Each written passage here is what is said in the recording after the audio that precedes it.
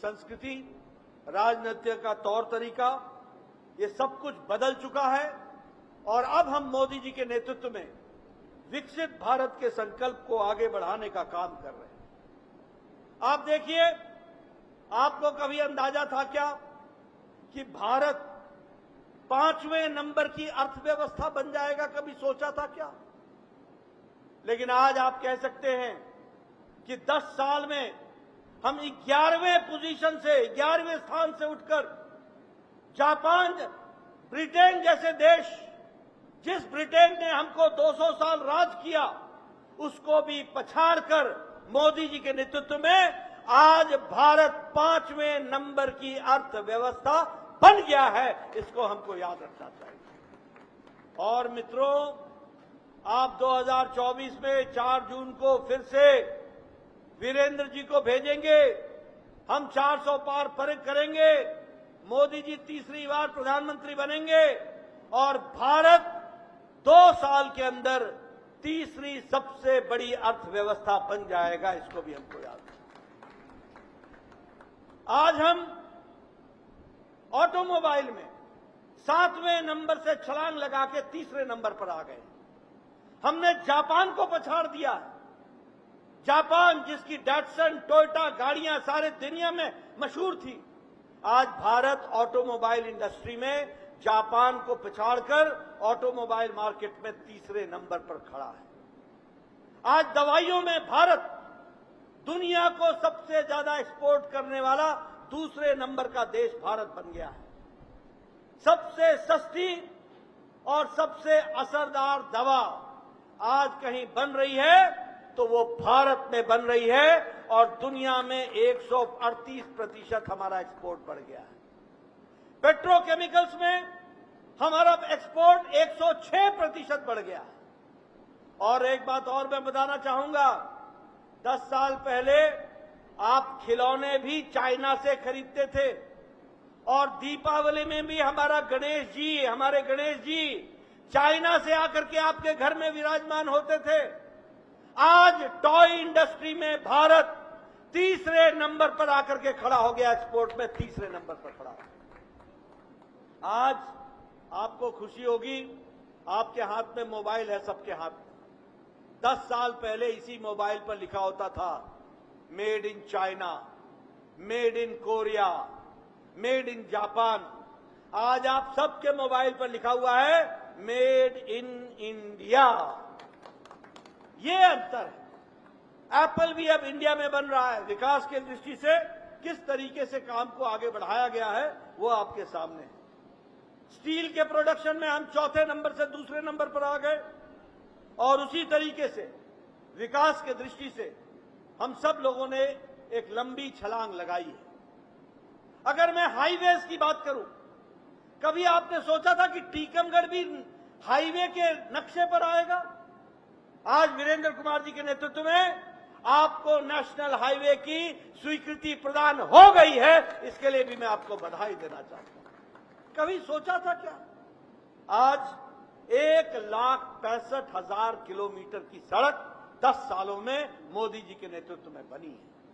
उसी तरीके से आज रेलवे का इलेक्ट्रिफिकेशन, कोई रूट नहीं रहा जहां इलेक्ट्रिफिकेशन मध्य प्रदेश में नहीं हुआ है और 51,886 किलोमीटर की सड़क की रेल ट्रैक, इसको इलेक्ट्रिफिकेशन कर दिया गया है और विकास के साथ उसको जोड़ा गया है। मैं यहां यह भी बताना चाहूंगा, आप बड़े भाग्यशाली हैं कि टीकमगढ़ में सिंगल लाइन में भी वंदे भारत चल रही है और वंदे भारत से आपको युक्त किया गया है। कभी सोचा था कि वंदे भारत ट्रेन चलेगी और आज 3-3 दिन, 4-4 दिन की बुकिंग हो रही है, बुकिंग फुल मिल रही है? ये विकसित भारत के संकल्प की हमको एक छोटा सा परिदृश्य देखने को मिलता है। मैं यहां यह भी कहना चाहूंगा, माताएं बैठी हैं, हमारे नौजवान बैठे, मोदी जी ने पिछले 10 साल में गांव, गरीब, वंचित, पीड़ित, शोषित, दलित, महिला, युवा, किसान, इन सबको जो ताकत दी, सशक्तिकरण किया, वो भी हमको ध्यान में रखना चाहिए। आज प्रधानमंत्री गरीब कल्याण अन्न योजना 80 करोड़ की जनता को 5 किलो गेहूं या 5 किलो चावल और 1 किलो दाल दी जा रही है। आज भारत में इसी प्रधानमंत्री गरीब कल्याण अन्न योजना के कारण आज भारत की गरीबी रेखा से नीचे रहने वाले 25 करोड़ लोग आज गरीबी की रेखा से ऊपर आ गए हैं। ये आज बदलता भारत है, इसको हमको समझना चाहिए। 25 करोड़ लोग आज प्रधानमंत्री किसान सम्मान निधि, जिसमें शायद 6,000 आप देते हैं, 6 आप 12,000 प्रधानमंत्री किसान सम्मान निधि में आपको मिल रहा है और 11 करोड़ में 80 लाख किसान हमारे किसान मध्य प्रदेश के किसान हैं, हमको याद रखना चाहिए। उज्ज्वला योजना में 82 लाख कनेक्शंस आपको दिए गए और जल जीवन मिशन में लगभग 55 लाख लोगों के हर घर नल, हर घर जल लगाने का कार्यक्रम चल रहा है। मैं यहां आपको प्रधानमंत्री आवास योजना की बात करना चाहूंगा। ये वीरेंद्र जी हैं, लंबे समय से एमपी हैं। ये हमारे विष्णुदत्त जी हैं, ये एमपी हैं। इनसे पूछिए, राजनीतिक कार्यकर्ता के हैसियत से मैं 1993 में एमएलए बन गया था और मेरा वीडियो 1993 में आकर के मुझसे कहा करता था कि नड्डा साहब बताओ, आपको इंदिरा आवास योजना में पंचायत में 2 घर मिले हैं, बताइए किसको, किस गरीब को देना है। मैं कहा करता था, भैया ये तू ही रख ले, मैं कहां बांटूंगा ये 2 घर एक पंचायत में, कैसे काम चलेगा, 1 अनार 100 बीमार कहां चलेगा। आज मोदी जी के नेतृत्व में 10 साल में 4 करोड़ पक्के घर बने, 4 करोड़ पक्के घर। पूछिए वीरेंद्र कुमार जी से, एक पंचायत में 40-40 घर बन गए, 50-50 घर बन गए।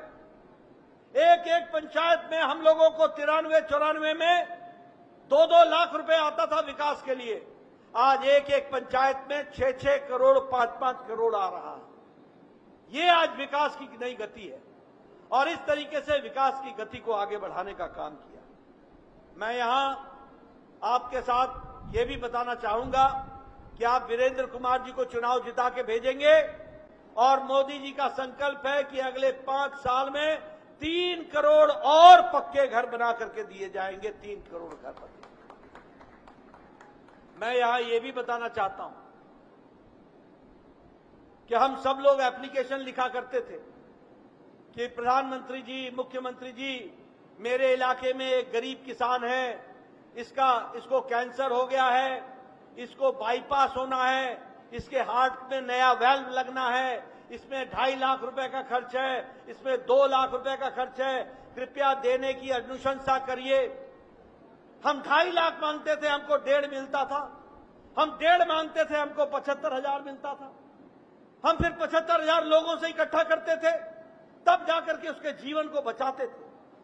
आज आयुष्मान भारत में 10 करोड़ 74 लाख भारत के परिवार, 55 करोड़ लोग, भारत की 40% की आबादी, और वो आबादी जो गरीब है, रिक्शा वाला, ठेला वाला, रेड़ी वाला, फेड़ी वाला, सब्जी वाला, बस का ड्राइवर, बस का क्लीनर, ट्रक का ड्राइवर, ट्रक का क्लीनर, बस का कंडक्टर, लिफ्टमैन, होटल में वेटर का काम करने वाला, पल्लेदार जो बोझा उठाता है, जो कूड़ेदान से प्लास्टिक इकट्ठा करता है, जो हमारे बाल काटते हैं, ऐसे लोगों को, गरीब लोगों को मोदी जी ने हर साल 5 लाख रुपए का आयुष्मान भारत में हेल्थ कवर दिया। 5 लाख रुपए।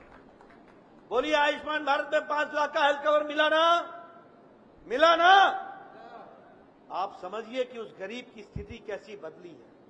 और अब मोदी जी ने तय किया है वीरेंद्र कुमार जी को जिता के भेजना। इस देश में 70 साल से ऊपर कोई भी बुजुर्ग, कोई भी बहन माता, कोई भी किसी भी आमदनी का, किसी भी वर्ग का, पैसे वाला हो या गरीब हो, हर कोई जो 70 साल से ऊपर का होगा, उसको 5 लाख रुपए का हेल्थ कवर आयुष्मान भारत में दे दिया जाएगा। इस काम को किया जाएगा। ऐसे विकास के काम को आगे बढ़ाया गया। मैं यहां यह भी बताना चाहूंगा कि आपके तरफ से जो मध्य प्रदेश में टैक्स इकट्ठा होता है, उस टैक्स का जो हिस्सा आपको मिलता है, मोदी जी ने उसको 4 गुना बढ़ा दिया। 4 गुना बढ़ा दिया। मध्य प्रदेश के प्रति उसको आगे बढ़ाया। उसी तरीके से ग्रांट इन एड में आपको 4 गुना बढ़ा दिया गया है। यह भी आपको ध्यान में रहना चाहिए। यहां पर ये जो पेट्रोकेमिकल इंजीनियरिंग टेक्नोलॉजी, इसको भी ग्वालियर में इनॉग्रेट किया गया। एक बहुत बड़ा इंस्टीट्यूट आपको मिला। 14 मेडिकल कॉलेज आपको मिले। और मुझे खुशी है आपको बोलते हुए कि मैं ही जब स्वास्थ्य मंत्री था तब हम लोगों ने सैंक्शन किया था, और आज उसकी बिल्डिंग टीकमगढ़ में भी मेडिकल कॉलेज खुल रहा है। इसके लिए आपको ध्यान दें। और टीकमगढ़ में भी खुल रहा है और छतरपुर में भी खुल रहा है। छतरपुर में भी मेडिकल कॉलेज खुल रहा है। यहां किसान भाई बैठे हैं। कभी सोचा था कि केन बेतवा प्रोजेक्ट ये मिलेगा हमको? जिस बात की चर्चा हमारे विष्णुदत्त जी कर रहे थे, आने वाले समय में टीकमगढ़ ये सारा इलाका हरियाली से भर जाएगा और यह सारा इरिगेटेड लैंड होगा केन बेतवा के कारण। और आपको मालूम है कितना खर्च हो रहा है? 44,500 करोड़ रुपए। 44,500 करोड़ रुपए प्रधानमंत्री मोदी जी ने केन बेतवा के माध्यम से ये प्रोजेक्ट को इस तरीके से आपको देने का प्रयास किया है। और इसी तरीके से नए नए प्रोजेक्ट्स के तहत आपको जोड़ने का, जो आगे बढ़ाने का काम है, उसको प्रधानमंत्री जी ने किया है। मैं यहां ये बोलना चाहूंगा कि चाहे वो लखपति बहन हो या लखपति दीदी हो या लखपति हमारी लाडली लक्ष्मी योजना हो, ये सारी योजनाएं महिला सशक्तिकरण कर रही हैं और महिलाओं को ताकत दे रही हैं।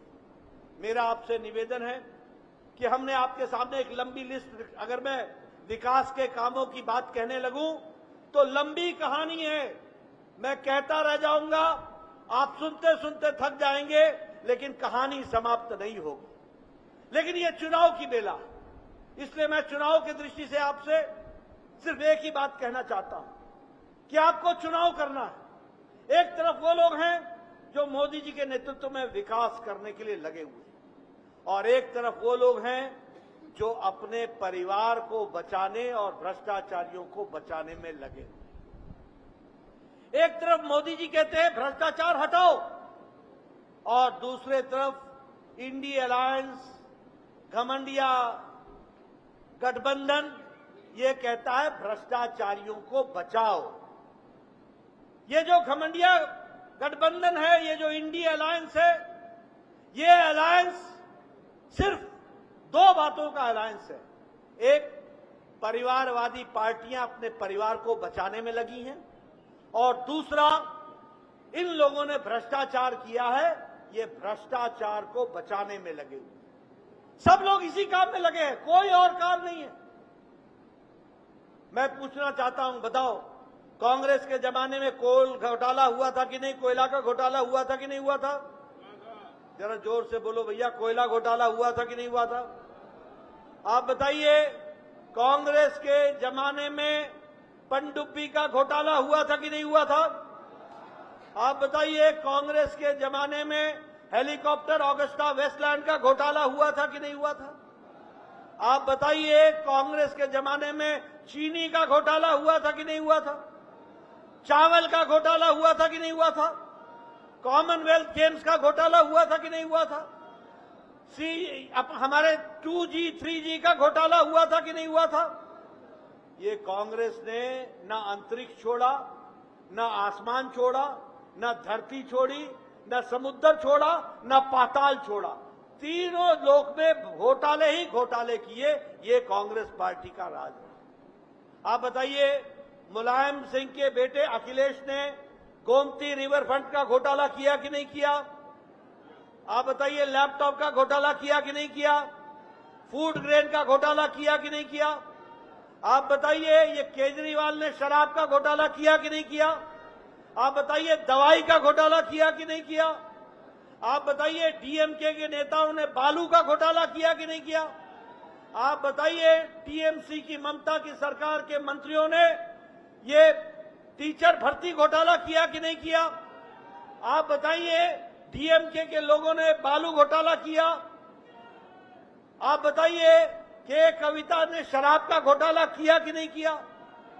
ये सब लोग घोटालेबाज इकट्ठे आ गए, तुम हमें बचाओ हम तुम्हें बचाएं, इस काम में लगे। ये अपनी रैली करते हैं तो दो कुर्सियां खाली रखते हैं, बोलते हैं कि ये हमारे दो मुख्यमंत्री जेल में गए हुए हैं, इनके लिए जगह खाली रखी हुई है।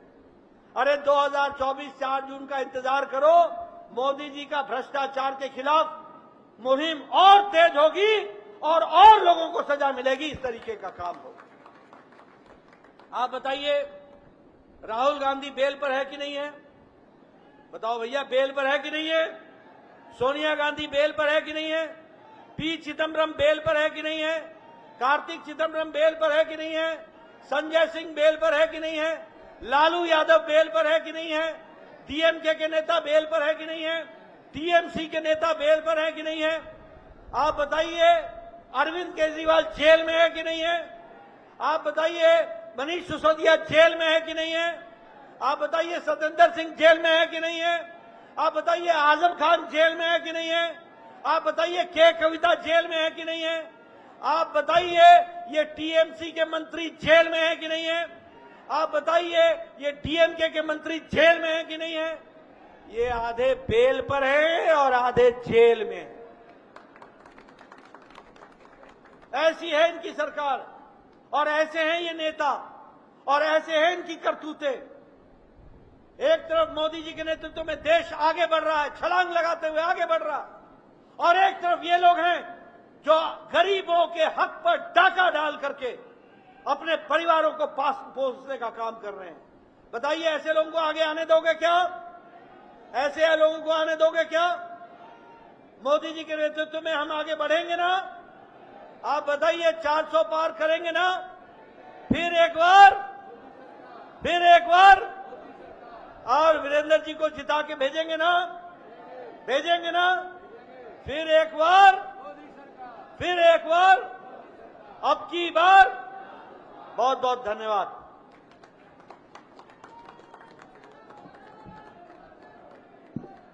बहुत बहुत धन्यवाद माननीय राष्ट्रीय अध्यक्ष जी। अब तो made in China, made in Japan, made in Korea नहीं, अब तो सिर्फ made in India, make in India है। आत्मनिर्भर भारत के ओर अग्रसर यह भारतीय जनता पार्टी के